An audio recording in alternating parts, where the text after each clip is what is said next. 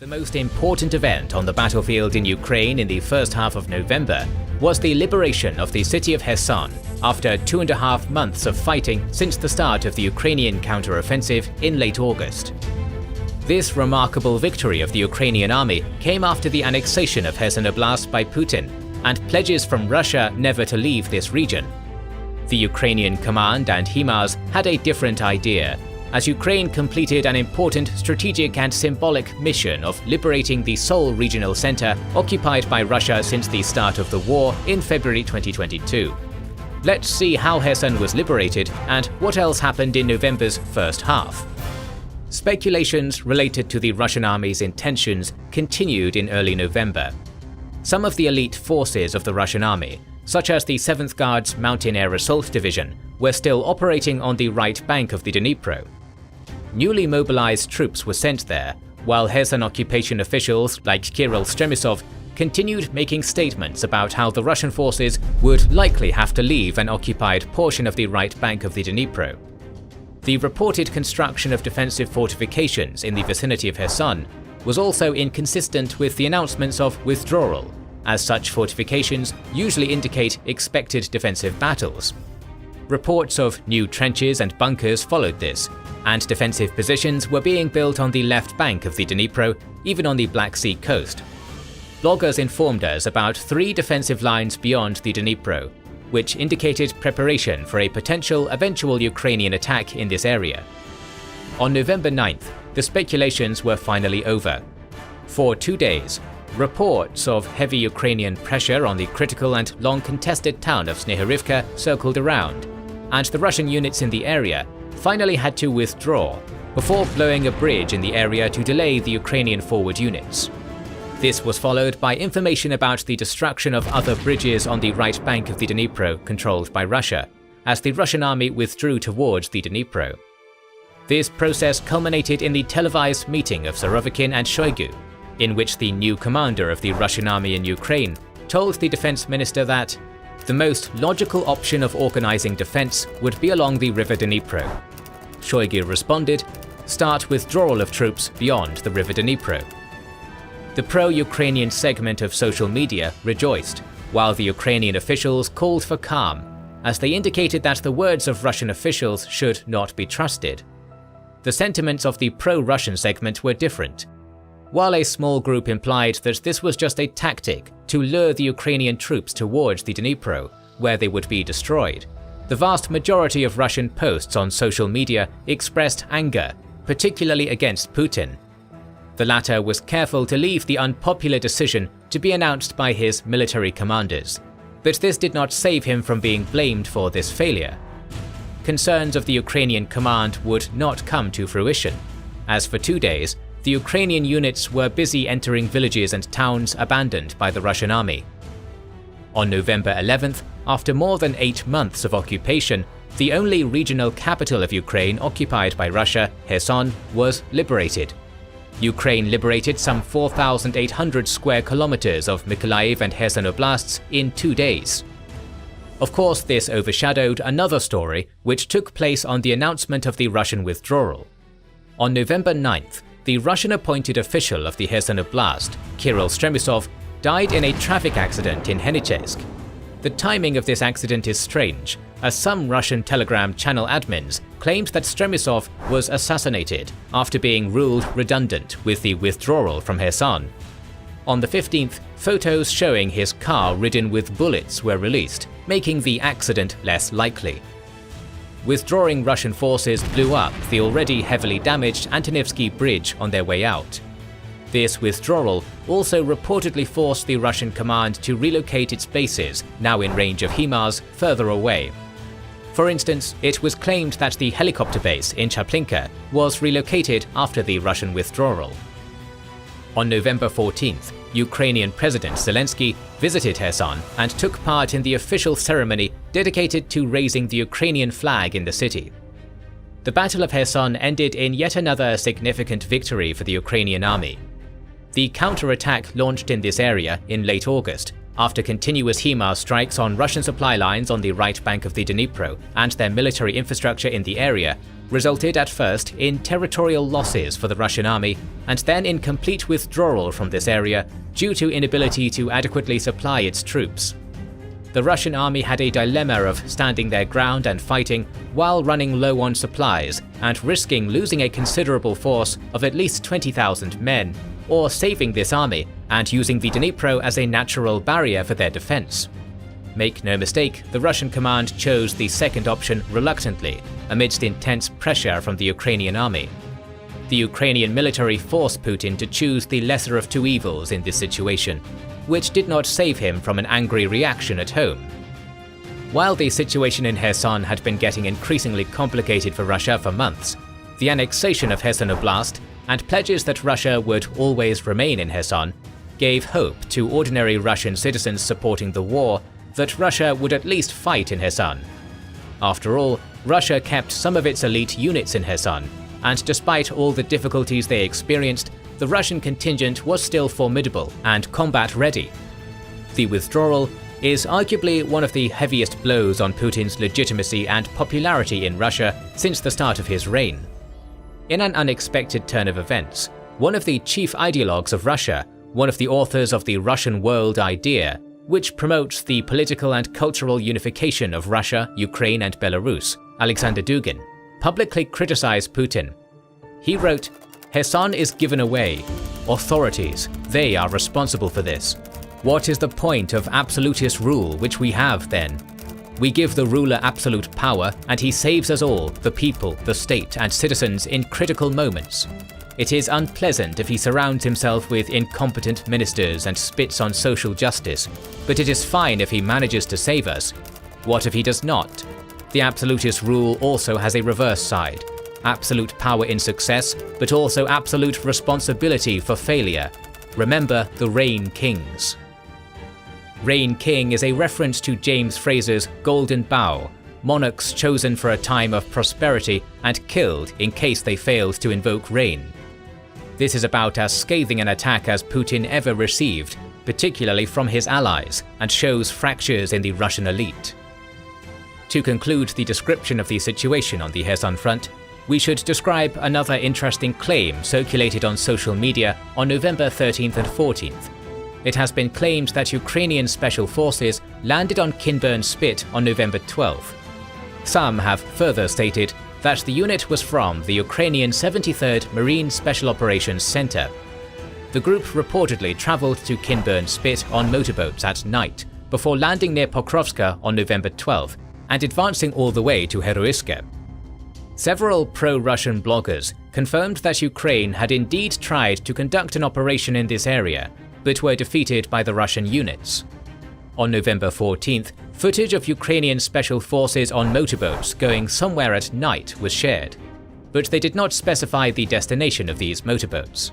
Although we do not think that it actually happened, it is worth monitoring if Ukraine indeed tries to reach the left bank of the Dnipro from Kinburn Spit. It is advantageous regarding the lack of Russian defensive fortifications and personnel in the area, but disadvantageous because it may cause problems with the sustainability of supplies. Kinburn Spit has marshland terrain, which is going to make forward movement difficult for either side, for the Russians to defeat the Ukrainian bridgehead if they have indeed established that, and for the Ukrainians to advance further. Furthermore, rumors about the Ukrainian advance on Oleshki and battles in Holapristan circulated on November 14th and 15th. On November 15th, the Ukrainian command confirmed artillery strikes on enemy positions in this area, but refuted any ground assault by the Ukrainian army. These artillery strikes may be a prelude for this ground assault, or could end up serving the purpose of fixing the Russian forces on the left bank of the Dnipro, which may prevent them from relocating elsewhere.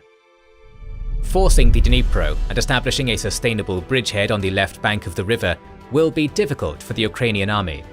In any case, it does not look like the Ukrainian army intends to conduct an operational pause on this front, and is looking to develop its success. We can safely speculate that at this point, the Ukrainian command is already looking for potential spots to create a bridgehead on the left bank of the Dnipro, as protecting the front of more than 200 kilometers is not going to be easy for Russia. But there is also information that Ukraine is already relocating some of its units that took part in the Battle of Kherson to Zaporizhia and North Luhansk, which may indicate that the Ukrainian command may want to avoid a costly advance to the left bank of the Dnipro and focus on other axes of potential attack instead. So what happened on other fronts in this period? Heavy battles continued on the North Luhansk front, as the Ukrainian army attempted to take Svatova under control. They have been met with heavy resistance by the Russian army here. Russia has maintained the Troitska-Svatova-Kreminna line on this front without losing considerable ground, despite the Ukrainian efforts near Svatova, Makivka, Kreminna and Kuzymivka. The Russian media reported the destruction of a battalion of Mobiks from Voronezh near Makivka. According to Verska, this battalion lost 529 men out of 570. So despite the relative stability of the front line, the battles have been extremely heavy. Russia has also attempted counter-offensives on this front, as they have reportedly recaptured a small amount of ground towards Novovodiana. Particularly fierce fighting also took place in the Kreminna sector, where Russia has been trying to push the Ukrainian units away from the P-66 highway. But as of November 15th, the situation on the North Luhansk front remained largely unchanged. The overall stalemate on the Zaporizhian front continued too. More news on the deployment of additional units, particularly after the liberation of the right bank of the Dnipro from both sides to this front, was reported. For months it has been speculated that Ukraine is preparing for another counter-offensive, this time in Zaporizhia. For now, the stalemate continues, as the biggest news from the battlefield in this period was the capture of the southern part of Pavlivka by the Russian army. The pro-Russian sources started claiming this in late October, but it appears that after an initial setback, the 72nd Mechanized Brigade managed to negate the advance of the 155th Guards Naval Infantry Brigade and other elements of the Russian Marines. This frontal assault from the road, coming from Yehorivka, which is under Ukrainian fire control, has caused very significant losses on the Russian army. These losses were acknowledged by Russian military bloggers and later by the soldiers of the 155th Brigade, who sent a public letter to the governor of Primorsky Krai on November 6th. In this letter, they accused the Russian commander of the Eastern Military District, General Rustam Muradov, and his subordinate commanding officers of sending them to take Pavlivka even though the only road leading to it is under fire control of the Ukrainian defenders in Pavlivka and Vuhledar, which has caused almost 300 men KIA, WIA and MIA, destruction of 50% of the military vehicles in 4 days. This letter is more evidence that on the Donbass front, the Russian command continues sending its units on heavily damaging frontal assaults without much to show for it. The Russian MOD refuted this claim and stated that less than 1% of the brigade was killed and less than 7% was wounded due to battles in the past 10 days. Despite heavy losses, the Russian units in this sector managed to re-enter Pavlivka on November 7th, and by November 14th, the Russian MOD officially declared the capture of this village, although the footage on hand shows that they failed to advance past the center of this small settlement. The tactical purpose of this offensive is to reach Vuhledar, as the Russians have unsuccessfully attempted to advance on it from Ikilska, but the strategic objective of this offensive is not yet clear. The fiercest battles continued to rage on the Donbass front, from Soledar in the north and Mariinka in the south. Wagner mercenaries, DPR separatists, pro-Kadyrov Chechen battalions, and regular Russian army units continued attacking Avdiivka, Soledar, Bakhmut, Mayorsk, Vesela, Vodiana, Pervomaiska, Novomikhailivka, Mariinka, Andriivka, Klishchiivka, Zaitseva, Opytna, and Ivanhrad. Two of the latter were already claimed to be under Russian control, but battles in and around these towns raged in this period too. On November 2nd, the Russian and DPR units managed to gain a foothold in Mariinka. On November 6th, Wagner entered the southern outskirts of Ivanhrad. On November 7th, Wagner and LPR units reportedly broke through Ukrainian defenses in Bilohorivka. On November 8th, the Russian media reported about mopping up operations in Bakhmutska. According to Russian telegram channels, by November 10th, Wagner units made advances in Bilohorivka, Andriivka, and Klishchiivka. By November 14th, The Russian army and DPR militia reportedly captured Mayorsk, while Wagner made further advances inside Opyzhne. But these territorial gains continue to deplete the Russian manpower and military equipment reserves. The current front line has been heavily fortified since the war in Donbass broke out in 2014, and it is extremely difficult to advance there. The strategic purpose of advancing on this front, while losing on the Kherson and North Luhansk fronts, is still unclear. The most plausible explanation is Putin's wish to take the whole area of Donetsk Oblast under Russian control, in order to be able to proclaim some sort of victory. But the current pace of Russian advance is inadequate compared to the extremely heavy losses they have been taking on this front. Russia continues to implement measures to restore the losses of its manpower and military equipment. Russian people are still receiving mobilization summons as of early November. Moreover, Ukrainian authorities of Melitopol and Mariupol stated that Russia has been coercing locals into Russian-organized territorial defense units. On November 4th, Putin signed a decree allowing people convicted of grave crimes to be mobilized. On November 14th, he signed a decree allowing foreigners to serve as contracted soldiers in the Russian army. Calls to extend the period of mandatory military service to 2 years, like in good old Soviet times, continued being made by Russian politicians. Mobilization remained a poorly organized, problematic and costly endeavor for the Kremlin in this period. Several videos show discontent and anger of the mobilized and their family members for an array of issues like not being paid the promised money, not receiving proper military training prior to being shipped to Ukraine, poor equipment, and appalling conditions that emerged from this period from Ulyanovsk, the Chuvashia Republic, Voronezh Oblast, and Moscow Oblast.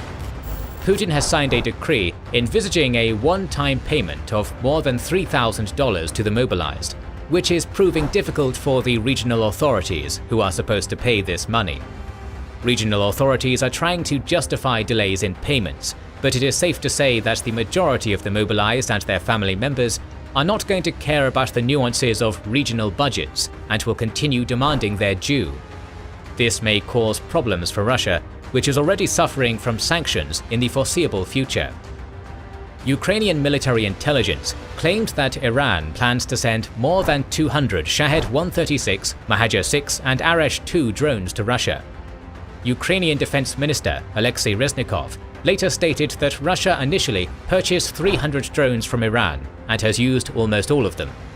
The sides now have agreed to a provision of 1,500 to 2,400 Iranian drones. Iranian surface-to-surface ballistic missiles are also on the table.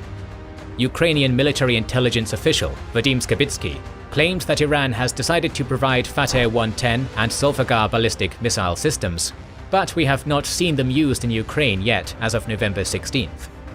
On November 4th, CNN claimed that Iran has been asking Russia for help in the purchase of nuclear materials, to which Russia has not responded yet.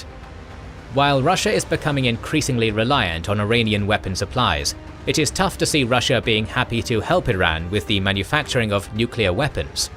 On November 5th, Iran finally acknowledged that it had indeed given drones to Russia, but according to the Iranian foreign minister, the drones had been supplied months before the war. On November 8th, one of the key individuals of the Putin regime, the Russian National Security Council Secretary, Nikolai Patrushev, traveled to Tehran to meet with the Iranian President Raisi and discuss additional weapon supplies to Russia. Sky News published a story claiming that Russia has paid Iran 140 million euros for drones, along with providing the theocratic regime with samples of Enlor, Javelin and Stinger, which the Iranian weapons manufacturing industry may look to replicate. But according to United States officials, Iran has not been the only weapon supplier of Russia in this period. The US National Security Council spokesman, John Kirby, claimed on November 2nd that North Korea is supplying Russia with artillery shells. Of course, Ukraine continued receiving military aid and other types of support from the West in the first half of November. On November 4th, the US pledged 45 T-72 tanks purchased from Czechia and modernized after that, 250 M1117 armored personnel carriers, 1,100 Phoenix Ghost loitering munitions, 40 armored riverine boats, and other military supplies costing $400 million. On November 5th, it was reported that 17 EU member states sent 500 electric generators, which will help Ukraine withstand the Russian onslaught on its energy infrastructure. On November 7th, Defense Minister Reznikov announced that NASAMS air defense systems and Aspide missiles had already arrived in Ukraine. On November 10th, the Pentagon announced another security package worth $400 million, which included missiles for Hawk air defense systems, 4 Avenger surface-to-air systems, Stinger manpads, HIMARS munitions, 21,000 non-precision and 500 precision 155mm artillery shells, 100 HMMWVs, 400 grenade launchers, and other equipment and supplies. However, the US government continues its measured approach to weapon supply to Ukraine, as it does not want to be the party causing an escalation of the war. For instance, the Wall Street Journal reported that the United States has refused to provide Grey Eagle MQ-1C drones to Ukraine. On November 14th, Canadian Prime Minister Trudeau pledged a military aid package worth $500 million Canadian dollars to Ukraine. The European Union also continues to play its part. The EU Foreign Policy Chief, Josep Borrell, stated that it has already provided military supplies worth more than €8 billion to Ukraine. Also, the German Minister of Defense said that up to 5,000 Ukrainian soldiers will be trained in Germany until June 2023. We may say that things on the diplomatic front were a bit more active in this period too. On November 2nd, Russia officially agreed to rejoin the grain deal after its démarche in response to the Ukrainian attack on the Black Sea Fleet. The Kremlin also claimed that Ukraine took obligations not to use the grain corridor to attack Russian assets. Ukraine refuted this claim by stating that it did not undertake any additional commitments and has not threatened the grain corridor. Russia likely attempted to bully its counterparts into agreeing with its position as usual, but the weakening of the Russian Black Sea Fleet is quite clear, and Turkey knows about it. On November 7th, it was revealed that Ankara refused the entrance of the Russian cruiser Vayag and the Russian destroyer Admiral Tributz into the Black Sea through Bosphorus. These vessels travelled all the way from Vladivostok only to be turned back. It looks like at this point, Russia is not in a position to dictate its will in the Black Sea, and it has been reported that the Kremlin plans to agree to the extension of the grain deal, which is set to end on November 19th. Another noteworthy diplomatic event was the meeting between US intelligence chief William Burns and Russia's Sergei Naryshkin on November 14th in Ankara. It is reported that the main topic of this meeting was the nuclear threats by Russia and other issues related to international security. While the potential settlement of the war in Ukraine was not discussed between the sides, one should not forget that this was the first face-to-face meeting between high-ranking officials of America and Russia since the start of the war. Just the fact that this meeting took place raises hopes regarding the unlikeliness of a nuclear strike by Russia. It is indicative that the Kremlin's nuclear-mongering rhetoric, which escalated following Putin's "this is not a bluff" speech, has become way less frequent.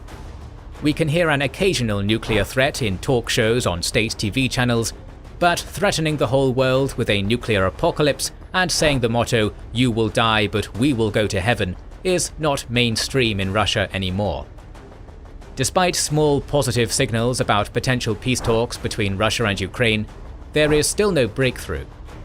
On November 9th, the Russian MFA spokesperson Maria Zakharova stated that Russia was ready to talk with Ukraine, taking into account the emerging realities.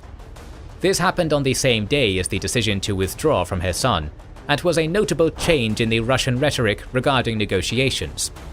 A day before that, Zelensky stated conditions for talks with Russia, which included reparations for damages and losses, a clause that was later supported by the UN General Assembly vote, complete restoration of Ukraine's territorial integrity, punishment of every war criminal, and provision of guarantees that Ukraine won't be attacked in the future. On November 11th, Russia's Deputy Foreign Minister, Sergei Ryabkov, said that Russia is open to dialogue without preconditions. But whatever small hope these statements raised was crushed by the largest missile strike by Russia since the start of the war on November 15th. The Ukrainian Air Force Command stated that Russia launched 90 Kh-101 and Kh-555 cruise missiles and numerous drones against Ukrainian critical infrastructure, particularly its energy facilities. Ukraine claimed that it had struck down 73 cruise missiles and all drones. Strikes were reported in Kyiv, Zhytomyr, Rivne, Lviv, Volyn, Vinnytsia, Khmelnytsky, Dnipropetrovsk, Poltava, Odessa, Kirovohrad, Cherkasy and Kharkiv oblasts. This time, strikes also had international consequences, as Moldova reported power outages, while oil supply to Hungary, Czechia and Slovakia stopped due to lack of power. But most importantly, the Polish border town of Zawodów was struck, which killed 2 residents. Of course, Poland is a NATO member, and immediately fears and expectations of retaliation by NATO against Russia emerged. But it seems that at this point, the West is not interested in escalation, since both the American and Polish governments stated that this incident happened due to a Ukrainian air defense missile missing its target and landing in Poland. While Western governments and NATO blamed Russia for the incident, they also officially acknowledged that it was not a deliberate attack by Russia. As of November 16th, Ukraine demanded evidence that it was indeed its errant missile and rejected any responsibility for this incident. The liberation of the right bank of the Dnipro was the most important event in November's first half. Russia keeps making minimal gains on the Donbass front, which costs them dearly in manpower and military equipment, but it mightily struggles on the Kherson and North Luhansk fronts. Very soon, the mud might turn into snow and ice, making offensive operations more achievable. Ukraine maintains momentum and will keep looking for ways to liberate more territory. With the liberation of Kherson, Ukraine liberated half of the land occupied by Russia since the February invasion. North Luhansk and Zaporizhia seem like places where Ukraine may look to develop its success. That would be a deadly blow to the Russian campaign in Ukraine. Russia is trying to avoid this by sending more Mobics to Ukraine, purchasing more weapons from its allies, and maintaining control at home. The latter is becoming increasingly problematic. Billionaire sponsor of Wagner, Yevgeny Prigozhin, continues leveraging his active participation in the war in Ukraine to gain more political points at home. He has kept undermining the Russian authorities both externally and internally. Prigozhin very proudly and openly acknowledged that Russia is meddling in the American elections, which has been rejected by Russian officials on numerous occasions before, while also requesting that the Russian Prosecutor General's office open a case against the St. Petersburg governor for refusal to provide a permit for construction of the Wagner Center in the old capital of Russia. Both sides are suffering heavy losses in the war. On November 10th, the chairman of the US Joint Chiefs of Staff, General Mark Milley, stated that well over 100,000 Russian and Ukrainian soldiers have been killed and wounded in action.